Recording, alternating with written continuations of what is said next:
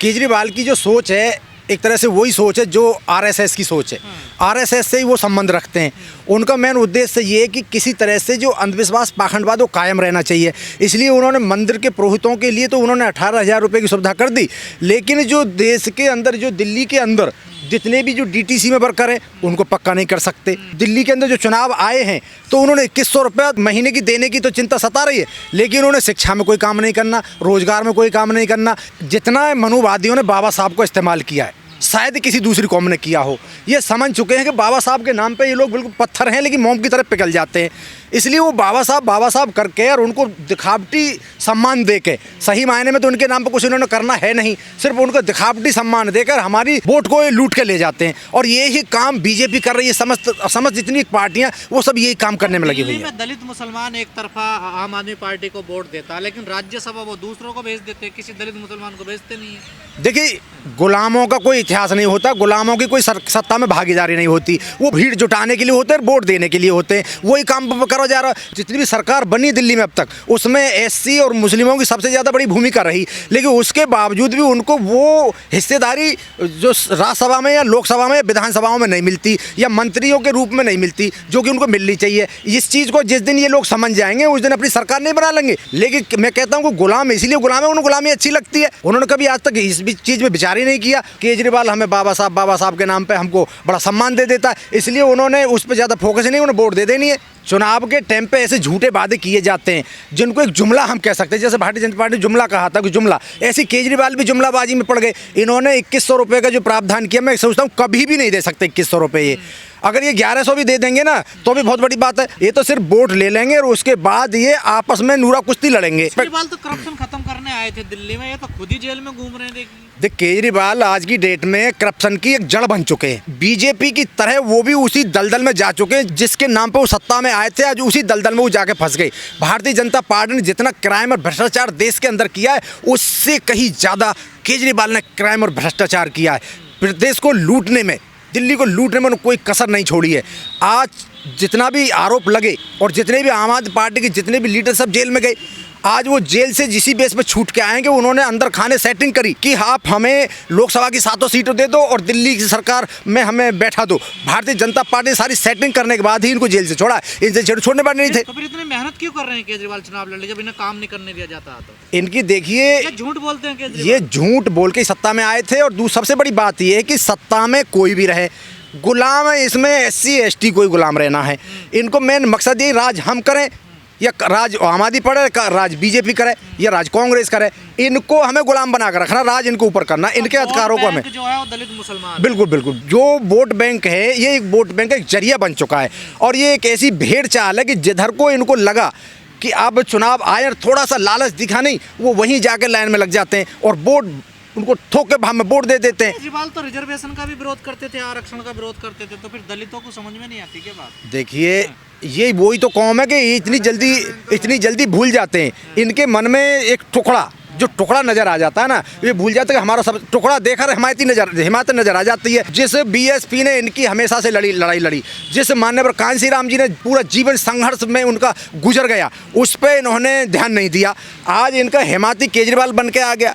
आज ये उसकी शरणों में ऐसे लोट लगा रहे हैं। दलित मुसलमानों को वोट नहीं देना चाहिए केजरीवाल को? मैं सिर्फ तो कभी नहीं देना चाहिए। जिस दिन इन्होंने एक संगठन पे एक जगह आ गए और उस दिन इन्होंने अपनी जो ताकत को पहचान लिया, उस दिन ये राज करेंगे। और हैरानी की तो बात है, पढ़े लिखे शिक्षित होने के बावजूद भी, इतने धक्के खाने के बावजूद भी इनको शर्म नहीं आ रही है, इनकी आंखें नहीं खुल रही हैं। इनको तो लगता है कि कैसे हमारे लिए इतना गुलाम बना दिया जाए, हमारे हाथों में गुलामी की हथकड़ी डाल दी जाए और हम तो उसी में खुश हैं। दिल्ली दंगों में मुसलमानों को अकेला छोड़ दिया था केजरीवाल ने, आपने देखा ही होगा।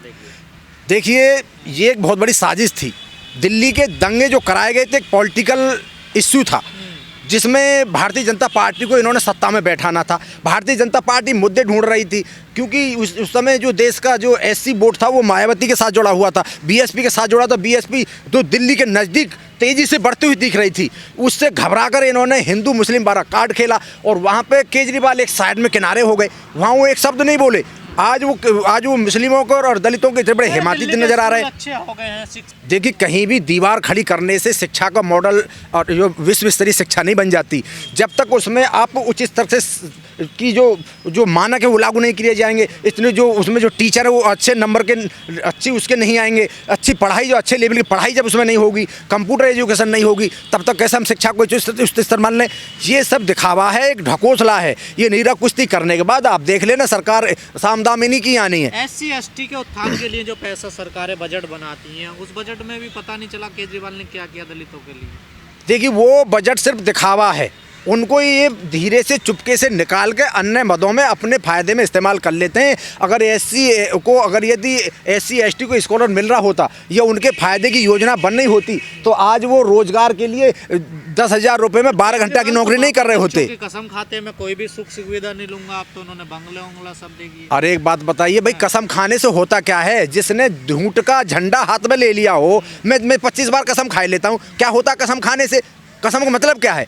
अरे जब पैसा है ना, और जब उन्हें अपना सिर्फ झूठ है भाई। कसम खाने से होता क्या है? बच्चों की कसम खाओ, किसी भी कसम खाइए, वो कोई मायने नहीं रखती। उन्हें सिर्फ सत्ता में भागीदारी चाहिए, मनुवाद और पाखंडवाद, और इसमें RSS का एजेंडा लागू हो जाना चाहिए। इनको गुलाम बना कर रख लेना चाहिए, बस उनका ये मकसद है। कसम रोज़ खाए जाओ, उनसे क्या फ़र्क पड़ता है? देखिए, जो इनको डर लगता है कि अगर ये इनमें से अगर ये दोबारा जीत के आ जाएंगे तो हिस्सेदारी की ज़्यादा मलाई मांगेंगे, इसलिए उनको पहले किनारे कर दिया या खुद चले जाते हैं। उनको अवहेला अनदेखी की जाती है तो चुप निकल जाते हैं अपने आप ही। लेकिन बेशर्मों को कभी ये शर्म नहीं आई कि एक ही मंच पर जिस दिन SC ST और जितने भी मुस्लिम जो माइनॉरिटी जो लोग हैं, जिस दिन ये एक मंच पे आके अपना एक बुलंद झंडा बुलंद कर देंगे, एक झंडे के नीचे आ जाएंगे, उस समय मांगने की जरूरत नहीं है। के लिए केजरीवाल ने कोई काम नहीं किया। अगर ये इनके लिए काम कर रहे होते तो आज उनका भला नहीं हो गया होता। आज वो ही भीड़ में नजर आते हैं, सबसे ज्यादा भागते हुए नजर आते हैं। 5 किलो राशन देकर किसी का भला किया जा सकता है क्या?